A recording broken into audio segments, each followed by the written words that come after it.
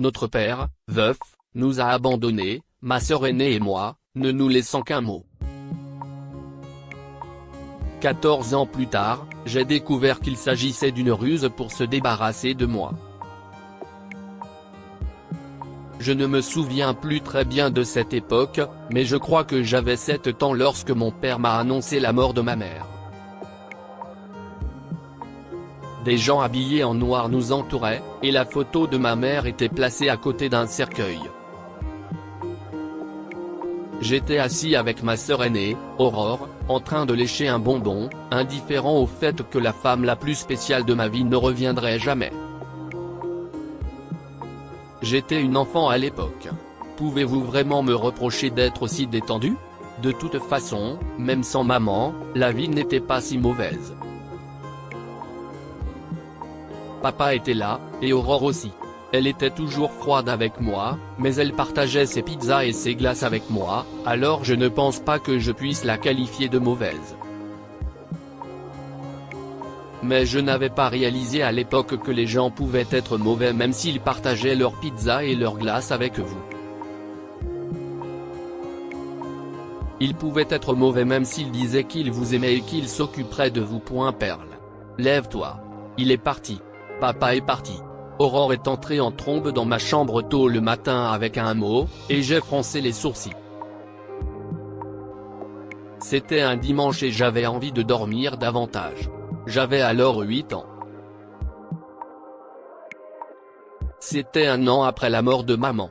Aurore et moi avions décidé la veille de manger des crêpes au sirop d'érable pour le petit déjeuner et une pizza pour le dîner du dimanche. Mais nous n'avons rien mangé. Je suis désolé de faire ça, les filles. S'il vous plaît, ne me détestez pas pour ça. Je vous aime toujours beaucoup toutes les deux, mais je ne pense pas pouvoir continuer à faire des choses comme ça. J'espère que vous me pardonnerez et que vous vivrez bien. Je suis désolé de ne pas avoir pu m'occuper de vous. Papa. Papa ne reviendra-t-il pas, Aurore? Mes yeux étaient humides. Il nous a quittés aussi? Comme maman? Aurora n'était pas la meilleure des sœurs, mais elle n'était pas la pire non plus. Elle m'a doucement entouré de ses bras et m'a dit, « Écoute, Perle, nous devons avancer dans la vie. On va s'en sortir, d'accord? Il y a autre chose que tu dois savoir. » Aurore avait alors 20 ans. Oui, nous avions une différence d'âge significative. Elle était plus âgée. Elle avait vu le monde davantage, alors je lui faisais une confiance aveugle, ce que je n'aurais pas dû faire. Papa. Il est parti parce que, a poursuivi Aurore. C'était un lâche. Maman me manque. Ai-je dit à voix basse, en reniflant. Est-ce que tu vas me quitter aussi, Aurore? Non, avait dit Aurore avec assurance. Je ne te quitterai jamais, Perle. Je ne t'aime pas, enfin, parce que tu es ennuyeuse. Mais ça ne veut pas dire que je te déteste. Je me souviens très bien de ce moment. J'avais ressenti une telle chaleur dans l'étreinte d'Aurore ce matin-là. C'était la première fois que je me sentais en sécurité dans les bras de quelqu'un après la mort de maman. Mais j'avais tort. Vraiment tort. Quelques jours plus tard, j'ai été placé dans un foyer parce que nos proches ne voulaient pas s'occuper de moi, et Aurore a dû quitter la ville pour gagner sa vie.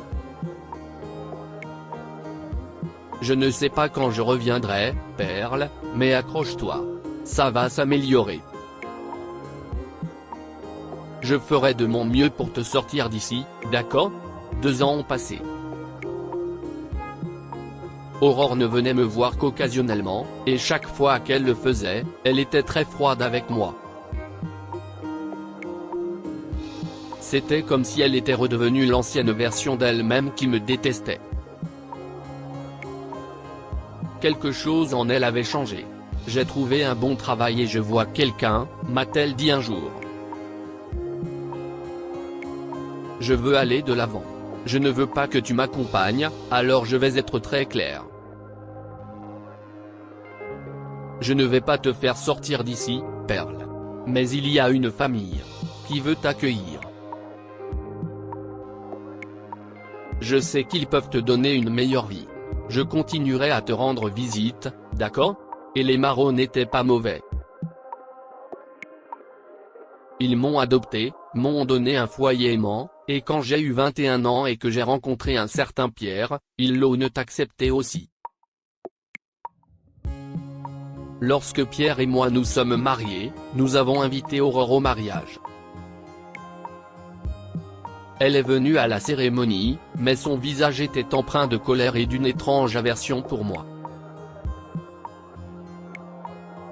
Félicitations, Perle, a-t-elle dit en me glissant un paquet cadeau dans la main, tandis que Pierre et d'autres s'occupaient des invités.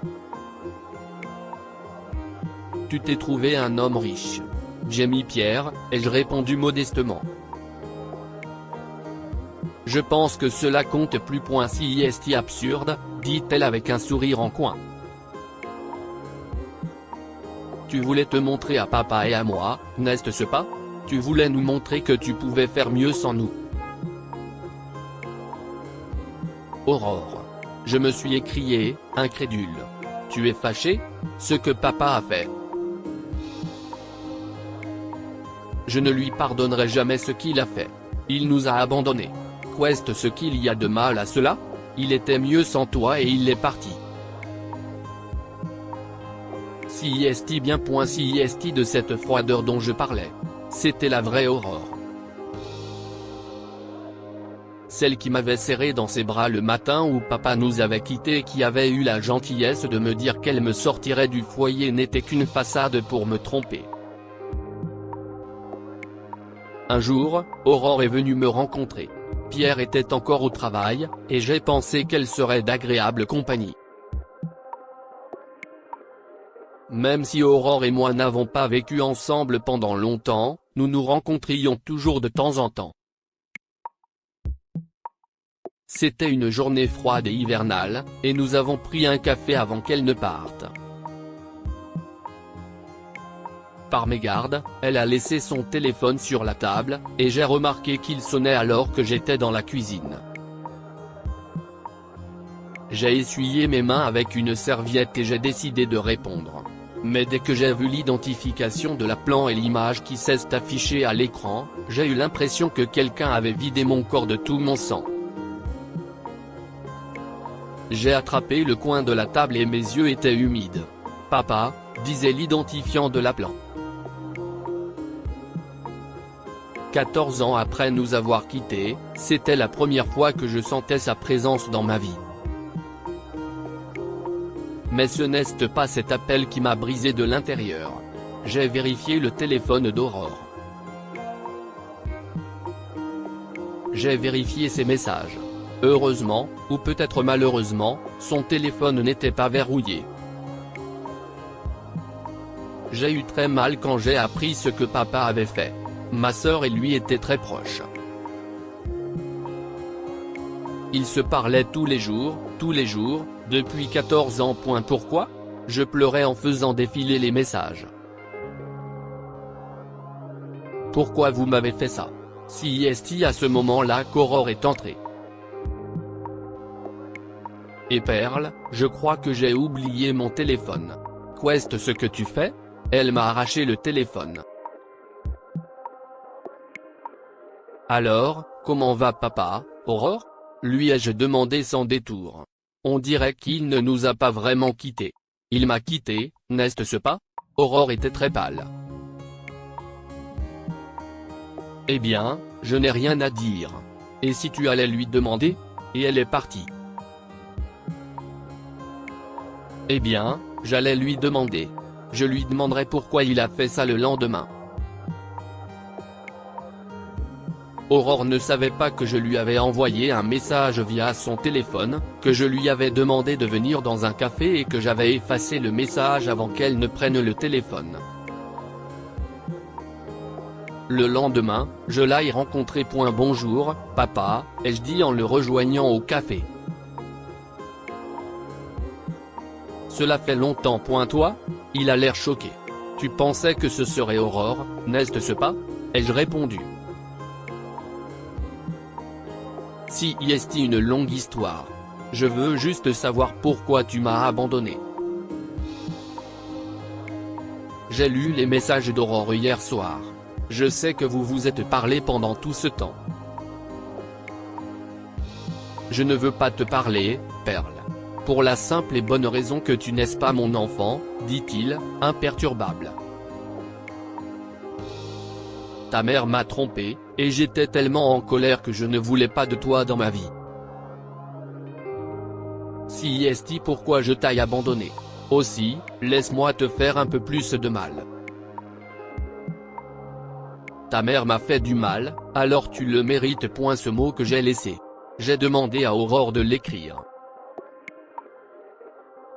Nous t'avons tous les deux détesté après avoir découvert la vérité sur toi, alors nous t'avons quitté. L'ami de ta mère m'a dit la vérité quand tu avais 8 ans. J'ai secrètement fait un test ADN, et ça a été confirmé. Quel gâchis cela aurait été de mettre à la porte une petite enfant. Les gens nous auraient questionnés. Nous avons donc choisi de nous débarrasser de toi de manière à ce que personne ne le sache, et si est ce que nous avons fait. J'étais dévasté. À la maison, j'ai pleuré dans les bras de Pierre et je lui ai tout raconté. Nous voulions adopter des enfants parce que nous ne pouvions pas en concevoir, mais après avoir écouté ce que papa avait dit, j'ai eu peur. J'avais peur d'abandonner mes enfants adoptifs parce que je ne les aimais pas. À ce moment-là, Pierre m'a pris par la main et m'a dit, nous les aimerons, Perle. Nous aimerons nos enfants. Ton père était un salaud. Il n'a jamais été un parent, et ta sœur, eh bien, je suis désolé que tu ne te sois jamais senti aimé. Je te donnerai tout cet amour et plus encore. Ayons des enfants, Perle. Tu mérites d'être aimé, et nos enfants et moi t'aimerons. C'était. Je ne sais pas combien d'années. Bonjour, je m'appelle Perle et j'ai 54 ans. Mes filles jumelles, que Pierre et moi avons adoptées, sont mariées et ont leur propre famille. Je suis entouré de bébés, car nos filles sont toutes les deux enceintes à nouveau. Je suis devenue mère. Je vais bientôt redevenir grand-mère, et j'espère que je deviendrai aussi arrière-grand-mère. Chaque matin, mon mari Pierre m'embrasse sur la joue lorsque je me réveille, et lui et mes enfants font en sorte que je me sente aimé. J'ai beaucoup d'amour autour de moi. Tellement d'amour que parfois mon cœur explose de bonheur. Il m'arrive de pleurer en remerciant Dieu pour tout cet amour. Ne vous inquiétez pas si vous n'êtes pas aimé. Vous trouverez bientôt la bonne personne, comme je l'ai fait. Que pouvons-nous apprendre de cette histoire ? Le mensonge et la tromperie n'ont pas d'avenir. Le père et la sœur de Perle lui ont menti sur tout, mais la vérité a fini par éclater. Un beau jour, un cœur mal aimé reçoit une abondance d'amour. Pierre a complété la vie de Perle, et lui et leurs enfants lui ont donné tout l'amour qu'elle méritait. Partagez cette histoire avec vos amis. Elle pourrait égayer leur journée et les inspirer.